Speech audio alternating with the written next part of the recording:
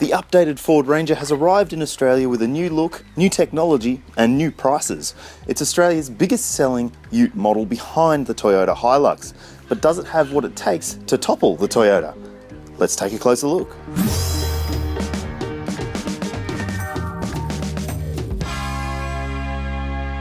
The 2015 Ford Ranger lineup consists of a staggering 37 variations to choose from, and the model you see here is the second from top version, the XLT.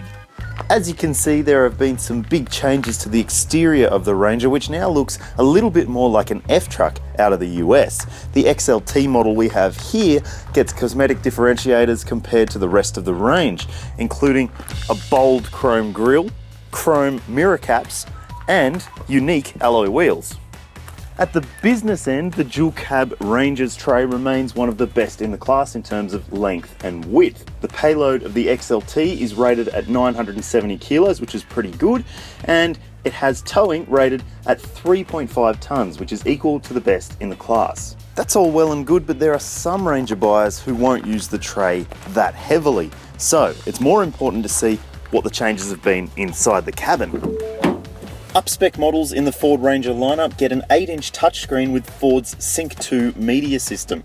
It includes a Wi-Fi hotspot, new mapping software, and Bluetooth phone and audio streaming. Along with that new touchscreen, there have been a few design changes inside the cabin to make it feel more car-like, including new controls for the ventilation, which complement those on the screen. In front of the driver, there are a pair of new digital screens, one that you can use to look at your navigation instructions, and another that you can use to keep an eye on those optional safety systems which you can get in the XLT or Ranger Wild Track. Those optional safety bits include radar cruise control and lane keeping assist, which are firsts in the ute segment. In the back seat, the Ranger remains one of the best in terms of shoulder, leg and toe room.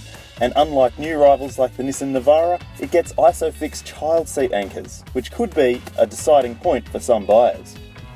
Enough chat, let's find out if the new Ranger is as good as the old one on the road.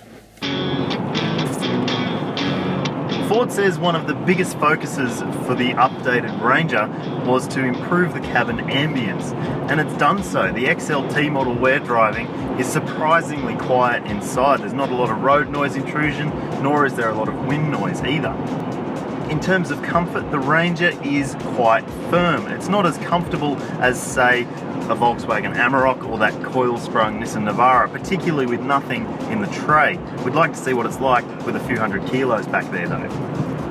Ford has added a new electronic power-assisted steering system which helps cut fuel use and also makes it a little bit easier to manoeuvre around town. The steering is light, particularly in the urban environment, and on the open road it has a nice feel on centre. Ford has persisted with a 3.2 litre 5-cylinder turbo diesel engine, which remains a strong and willing thing. We're testing the 6-speed automatic. You can get a manual if you so choose across most models in the range, but the auto does a commendable job.